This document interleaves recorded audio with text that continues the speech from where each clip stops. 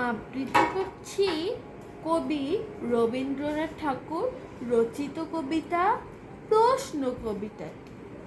মাগো, আমায় ছুটি দিতে বলো, সকাল থেকে পড়ছি যে মেলা। এখন আমি তোমার ঘরে বসে করব শুধু পড়া পড়া খেলা। তুমি বলছো দুপুর এখন সবে, না হয় যেন সত্যি হলো তাই। একদিনও কি দুপুরবেলা হলে বিকেল হলো মনে করতে নাই? আমি তো বেশ ভাবতে পারি মনে, সূর্য ডুবে গেছে মাঠের শেষে। বাদ্যি বুড়ি চুবড়ি ভরে নিয়ে শাক তুলছে পুকুর ধারে এসে।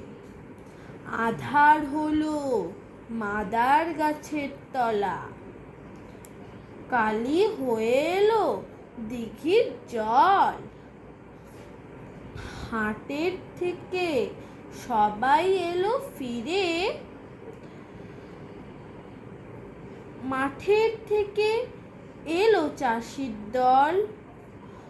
মনে করো না উঠলো সেথার তারা, মনে করো না সন্ধে হলো যেন।